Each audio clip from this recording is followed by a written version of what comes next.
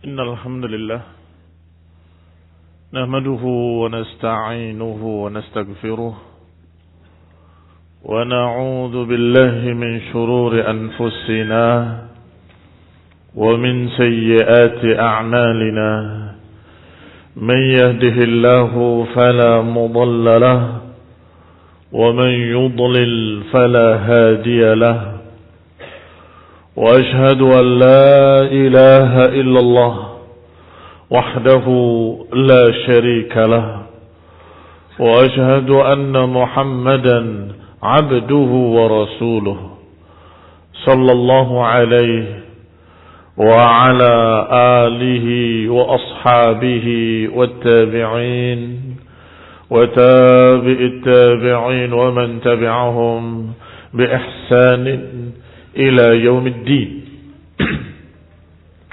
يا أيها الذين آمنوا اتقوا الله حق تقاته ولا تموتن إلا وأنتم مسلمون. يا أيها الناس اتقوا ربكم الذي خلقكم من نفس واحدة وخلق منها زوجها وبث منهما رجالا كثيرا ونساء واتقوا الله الذي تساءلون به والأرحام إن الله كان عليكم رقيبا. يا أيها الذين آمنوا اتقوا الله وقولوا قولا سديدا يصلح لكم أعمالكم ويغفر لكم ذنوبكم ومن يطع الله ورسوله فقد فاز فوزا عظيما. أما بعد فإن خير الحديث كتاب الله وخير الهدي هدي محمد صلى الله عليه وعلى آله وسلم وشر الأمور محدثاتها فإن كل محدثة بدعة وكل بدعة ضلالة وكل ضلالة في النار. إخواني في الدين أعزكم الله كمسلمين rahimani wa rahimakumullah. Bapak-bapak yang kami hormati dari kalangan pemerintah kami yang kami hormati, sipil maupun militer. Demikian pula para asatidah al-kiram dan juga para tullab al-ilm dan seluruh kaum muslimin. Rahimani wa rahimakumullah. Alhamdulillah dengan taufik dari Allah subhanahu wa ta'ala. Allah subhanahu wa ta'ala mempertemukan kita di masjid yang mulia ini untuk mempelajari sedikit dari keindahan agama Islam. Karena masih banyak lagi keindahan-keindahan agama yang mulia ini. Tetapi kita hanya sampaikan beberapa yang paling penting atau di antara yang pentingnya. Bahwasanya ajaran sunnah adalah ajaran yang penuh hikmah.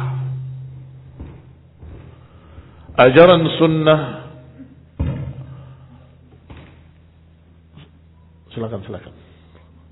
Tidak apa. Ajaran sunnah adalah ajaran yang penuh hikmah. Yang sungguh kalau kita lihat langsung dari riwayat hadis-hadis Nabi sallallahu alaihi wa ala alihi wasallam, kita akan lihat bahwa benar-benar dakwah sunnah, dakwah bijak. Maka kita dalam rangka ta'atan lillahi ta'ala, dalam rangka mentaati perintah Allah untuk menyampaikan kemuliaan agama ini, dan juga dalam rangka ittiba'an lis-sunnah, dalam rangka mengikuti sunnah Nabi-Nya sallallahu alaihi wa ala alihi wasallam, Dan kemudian dalam rangka mendukung apa yang merupakan program pemerintah kita untuk menanggulangi radikalisme. Karena itu jelas perkara yang keluar dari hikmah. Maka kita bersama teman-teman panitia bekerja sama dengan DKM masjid ini dan lain-lain, kita mengadakan daurah khusus ini tentang dakwah sunnah adalah dakwah bijak. Dakwah sunnah adalah dakwah yang hikmah. Secara makna kata hikmah diambil dari kata hakamah.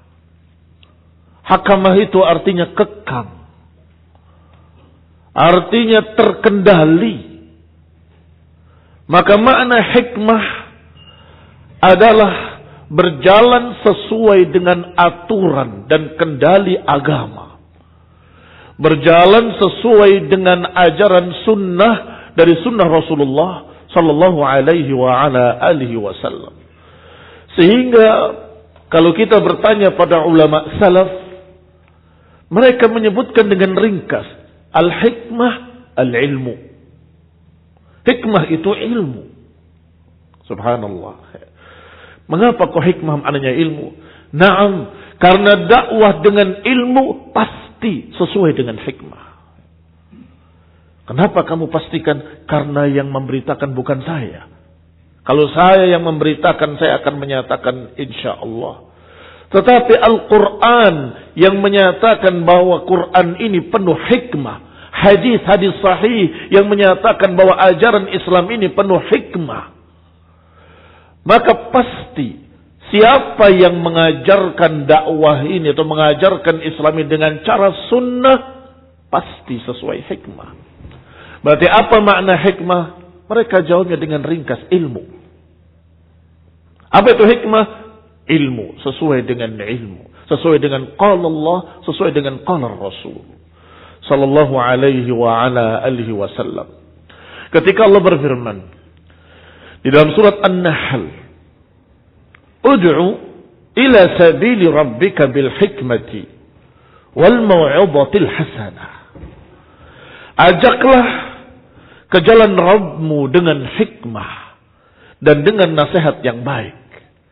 Wajadilhum billati hiya ahsan, dan bantahlah mereka dengan yang lebih baik. Maka dikatakan oleh Syekh bin Baz rahimahullahu ta'ala, bahwa al-murad bil hikmah hiya al-adillah al-muqni'ah al-wadihah al-kashifah lil haqqi ad-dahidah lil batil. Kata beliau, yang namanya hikmah adalah dalil-dalil yang muqni', yang memuaskan. Dalil-dalil yang jelas dari Quran dan Sunnah. Al-kashifah lil haqqi wad-dahidah lil batil, yang menyingkapkan dengan jelas kebenaran-kebenaran dan sebaliknya menjatuhkan, menjelaskan yang batil adalah batil. Itu hikmah. Ikhwani fiddin a'azzakumullah. Tafsir yang lainnya dalam kitab-kitab tafsir, para mufassirin berkata al-hikmah hiyal Qur'an. Hikmah itu adalah Quran. Karena memang Al-Quran berisi hikmah.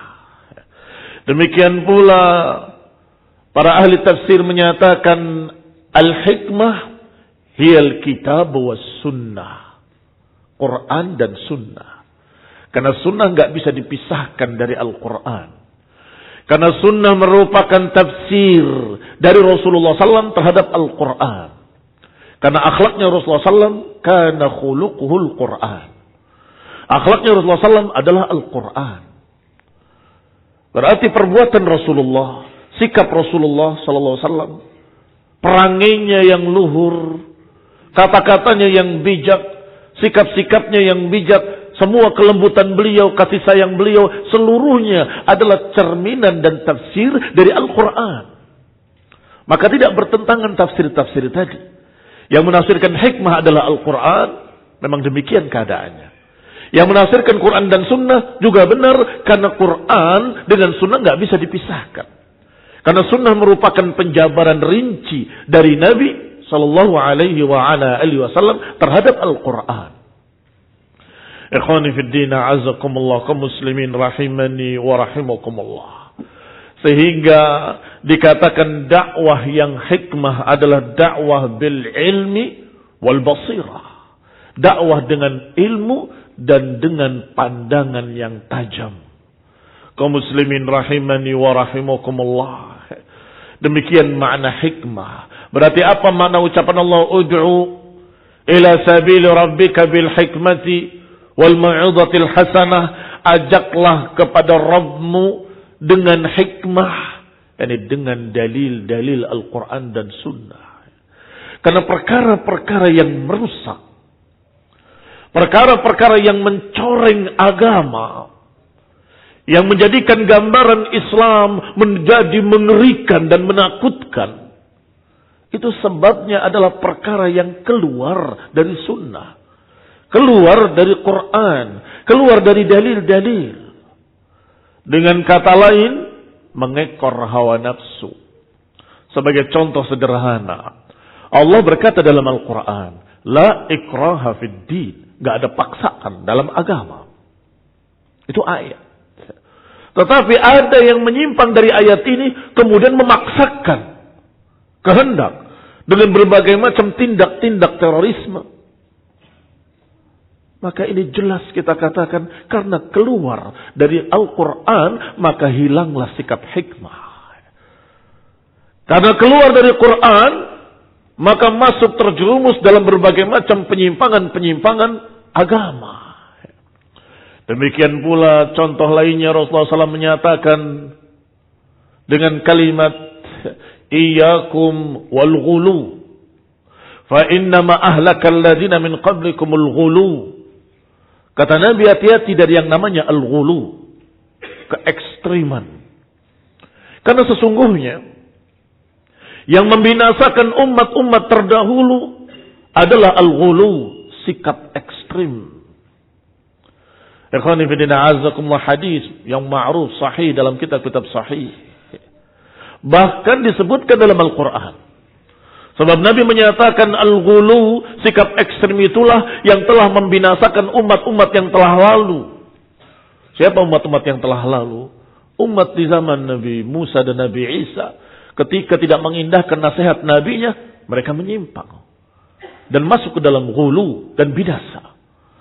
Sehingga Allah katakan dalam Al-Quran, ya ahlal kitab, la taghlu fi dinikum, wahai ahlal kitab, jangan ghulu, jangan berlebih-lebihan, jangan ekstrim dalam beragama. Ikhwani fillah, a'azakumullah, kaum muslimin rahimani wa rahimakumullah. Sampai pada ayat berikutnya, wala tattabi'u ahwa'a qaumin qad dhallu min qablu wa adallu katsiran wa dhallu an sawa'is sabil. Jangan ikuti hawa nafsu mereka yang telah sesat sebelumnya, yang telah menyesatkan banyak orang dan telah sesat jauh dari jalan yang lurus. Ikhwan ibn a'azakumullah, satu ayat dan satu hadis ini juga sebagai kekang bagi kaum muslimin. Wahai kaum muslimin, jangan ekstrim, jangan berlebihan, jangan kebablasan. Sebagaimana ayat yang tadi juga, la ikraha fid din, sebagai kekang, jangan kebablasan. Akhirnya gambaran Islam yang penuh hikmah menjadi tercoreng, menjadi mengerikan. Sehingga nasallahu salam al-afiyah, beberapa umat-umat di luar Islam takut kepada ajaran ini. Bukan mendekat, malah menjauh. Padahal Nabi SAW sudah menyatakan dengan nasihatnya yang sangat bijak, basyiru wala tunaffiru, berilah kabar gembira, jangan membuat mereka lari. Demikian pula Allah, Rasulullah SAW menyatakan pada kalimat sebelumnya, Ikhwani fillah azakumullah, agar kita bersikap dengan sikap yang baik, agar kita memberikan kabar gembira, agar kita memberikan dakwah yang sejuk, jangan membuat orang lari yang akhirnya takut. Dan sudah pernah kita bahas pada kajian yang lalu sebagai contoh seorang tawanan yang tentunya namanya tawanan kafir. Rasulullah SAW ikatnya di masjid. Disuruh mendengarkan dakwah, disuruh lihat kaum muslimin apa yang dilakukan, apa yang dikerjakan, apa yang disampaikan, apa yang dibicarakan. Apa pada akhirnya? Masuk Islam. Karena melihat hikmah di dalamnya. Kalau ini perkara baik. Ikhwani fiddin a'azakumullah kaum muslimin rahimani wa rahimakumullah. Bahkan dalam Al-Quran memuji orang-orang yang beriman, yut'imuna at-ta'ama ala hubbihi miskinan wa yatiman wa asira. Mereka memberi makan pada fakir miskin, pada anak yatim dan asira. Siapa asir? Muslim atau non-muslim? Non-muslim. Asir, tawanan-tawanan perang, disuruh untuk diberi makan, jangan disiksa mereka. Maka mereka melihat hikmah dan kasih sayang yang ada pada umat Islam ini, mereka tertarik. Basyiru wala tunaffiru, beritakanlah kabar gembira, jangan bikin mereka lari. Itu sebagai contoh-contoh. Maka Allah Subhanahu wa taala menyatakan ud'u ila sabili rabbika bil hikmah. Ajaklah kepada jalan Rabbmu dengan hikmah, dengan ilmu, dengan qala Allah, dengan qala Rasul, dengan apa kata Allah, apa kata Rasul, maka mesti akan terbimbing ke dalam hikmah. Akan terkekang, tidak kemudian larat. Kuda kalau lepas dari kendali, apa namanya itu? Kuda larat. Maka dengan hakamah, dengan kekang agama yang ada pada dirinya, pada hatinya, maka mereka akan berjalan dengan hikmah. Tidak akan kebablasan, gak akan ekstrim, gak akan berlebihan, gak akan keluar dari yang namanya hikmah. Allah Subhanahu wa taala menyatakan wa yu'allimuhumul kitab wal hikmah. Allah mengajarkan pada mereka Alkitab wal hikmah. Kitab Al-Quran. Apa itu hikmah? Para mufassirun menyatakan bahwa hikmah adalah as-sunnah, yakni ajaran Rasulullah sallallahu alaihi wa ala alihi wasallam. Ajaran sunnah Rasulullah sallam itu hikmah. Karena memang Rasulullah sallam dengan ucapannya, dengan perbuatannya, dengan sikap-sikapnya, dengan akhlak yang luhur, semua itu cerminan dari Al-Quran, dan itu hikmah. Kaum muslimin rahimani wa rahimakumullah. Siapa yang diberi hikmah, berarti dia diberi khairan katsira. Wa man yu'tal hikmata man yasha, wa man yu'tal hikmata faqad utiya khairan katsira. Kata Allah, Allah memberikan hikmah pada siapa yang dikehendakinya. Dan siapa yang diberi hikmah, kata Allah, berarti dia diberi khairan katsira, diberi kebaikan yang sangat banyak. Di sini makna hikmahnya berbeda sedikit, tetapi intinya tetap sama, yaitu kembali pada ilmu yang terkandung dalam Quran dan Sunnah. Tetapi ada sisi lain, seseorang diberi pemahaman yang benar terhadap Quran dan Sunnah, itu maksudnya. Siapa yang diberi hikmah, yakni diberi pahaman yang benar. Sebab kadang-kadang seseorang membaca ayat yang sama diterapkan pada tempat yang berbeda. Nah, inilah penyebab keluar dari hikmah juga. Bukan Qurannya yang salah, bukan hadisnya yang salah, tetapi orang tadi tidak diberi hikmah oleh Allah sehingga dia menerapkan ayat di tempat yang salah. Menerapkan hadis tidak pada tempatnya. Sehingga catat para santri khususnya, bahwa termasuk hikmah adalah menempatkan sesuatu pada tempatnya. Berarti sama dong dengan keadilan. Naam. Hikmah maknanya adil.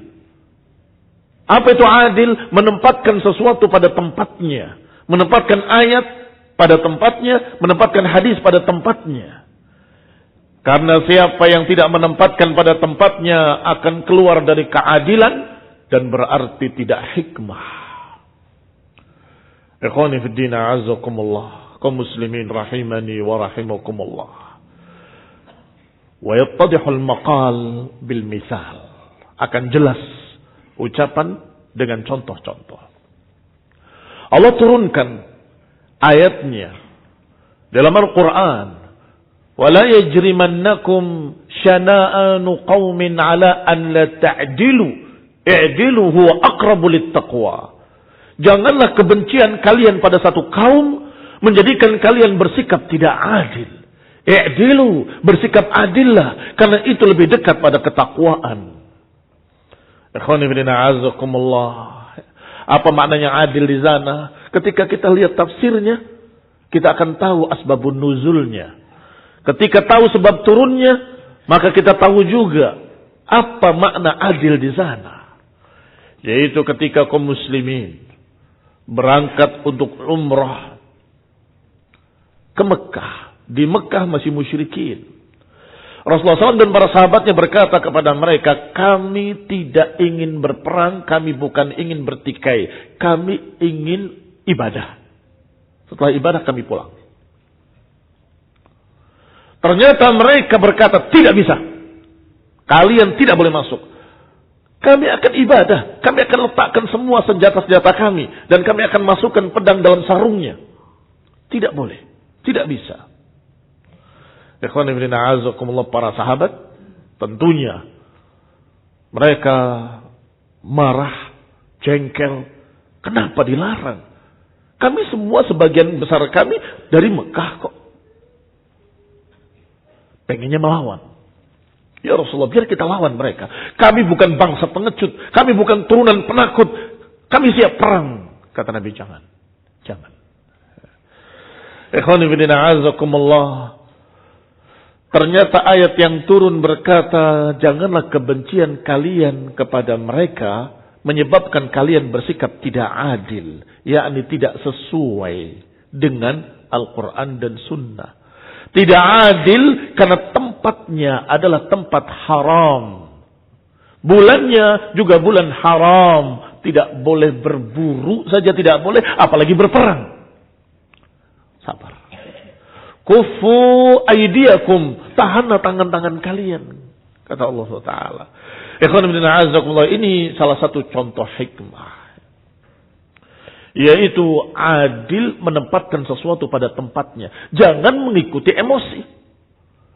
Kalau mengikuti emosi, mereka nggak akan bisa sabar, dihinakan, direndahkan oleh musyrikin, sampai terjadi perjanjian Hudaybiyah. Perjanjian dengan siapa? Dengan musyrikin. Kok bisa bikin perjanjian? Kok boleh? Ya ini contohnya. Kalian memandangnya kemana? Kalian panutannya siapa? Wahai khawarij, wahai para pemberontak, wahai para ekstremis. Bicara. Keputusan yang disepakati. Hendaklah kita menahan peperangan selama 10 tahun. Sekarang kalian tetap tidak boleh masuk. Pulang semua. Tahun depan diizinkan hanya 3 hari saja. Kalau ada seorang muslim yang murtad ke Mekah, tidak boleh dikembalikan. Tetapi kalau ada seorang yang masuk Islam dari Mekah ke Madinah, harus dikembalikan. Tanda tangan. Ali bin Abi Thalib yang menulisnya. Perjanjian antara Tufail ibn Amr dan Muhammad Rasulullah. Kata Tufail ibn Amr, siapa yang percaya dan siapa yang mengakui kalau ini Rasulullah? Kalau kami tahu ini Rasulullah, kami gak akan mengadakan perjanjian ini. Kami menentang karena kami tidak yakin. Hapus itu kalimat Rasulullah. Kata Ali bin Abi Thalib, wallahi, demi Allah, aku nggak akan menghapusnya. Nabi yang berkata, mana tulisannya? Karena Nabi memang ummi sallallahu alaihi wa ala alihi wasallam. Mana tulisannya itu? Aku yang menghapusnya. Tulis antara Tufail ibni Amr dan Muhammad bin Abdullah. Ikhwani fillah, a'azzakumullah, kaum muslimin rahimani wa rahimakumullah, distempel dengan cincin beliau, selesai. Gelisah para sahabat. Kok perjanjian timpang begini kok diterima? Ya Rasulullah. Lima hadhihi daniyah. Ya Rasulullah, untuk apa kehinaan ini? Kita dihinakan, kita direndahkan, kita disuruh pulang. Masa kita terima? Ikhwani fillah, azakumullah. Mereka berkata, ya Rasulullah, bukankah engkau berkata, engkau sudah bermimpi, kita akan masuk ke Mekah dengan aman, tentram? Iya. Apakah aku berkata tahun ini? Ya memang tidak. Kita akan masuk tahun depan. Walhamdulillah, para sahabat menerima keputusan Rasulullah SAW. Dikekang amarahnya. Dikekang emosionalnya dengan apa? Dengan sunnah. Apakah perjanjian itu dilanggar oleh kaum muslimin? Tidak. Mereka yang melanggarnya. Kaum muslimin tidak melanggar. Ikhwani fillah, azakumullah, walhamdulillah. Dakwah sunnah adalah dakwah hikmah. Kalau kita telusuri sunnah demi sunnah, maka kita akan berjalan di atas hikmah. Sebaliknya kalau kita keluar dari sunnah, mengikuti hawa nafsu dan emosional pribadinya, akan keluar dari hikmah. Karena nggak ada lagi kekang, nggak ada lagi sesuatu yang bisa menahannya. Yu'tal hikmata man yasha, wa man yu'tal hikmah faqad utiya khairan katsira. Allah memberikan hikmah pada siapa yang dikehendakinya. Dan siapa yang diberi hikmah, maka dia telah diberi kebaikan yang sangat banyak. Ketika seseorang datang kepada seorang guru, kepada syekh, kepada seorang alim, aku berbuat kesyirikan dan aku ingin taubat. Dijawab dengan ayat Allah, innallaha la yaghfiru an yushraka bihi wa yaghfiru ma duna dzalika liman yasha. Allah enggak akan mengampuni dosa syirik. Allah akan mengampuni dosa yang lainnya kalau Allah kehendaki. Dari syirik enggak akan bisa diampuni. Ini tidak hikmah. Mengapa? Tidak tepat membawa ayat. Ayat ini tidak kesana maknanya. Ayat ini berbicara tentang orang yang wafat membawa syirik. Tetapi kalau orang mau bertaubat, beristighfar, ayatnya ada yang lebih luas. Berkata, ya ibadiyalladzina asrafu ala anfusihim la taqnatu min rahmatillah. Wahai hamba-hambaku, kata Allah, yang berbuat dosa, yang berbuat kejelekan terhadap dirinya, jangan putus asa dari rahmat Allah. Innallaha yaghfiru dzunuba jami'an. Sesungguhnya Allah akan mengampuni seluruh dosa. Walaupun kufur. Walaupun begini dan begitu, na'am. Semuanya. Kalau mau taubat. Maka ayat tadi diterapkan oleh orang tadi tempat yang salah. Ikhwan ibn a'azakumullah. Ternyata selidik punya selidik. Orang tadi ternyata kelihatannya alim, ternyata kurang alim.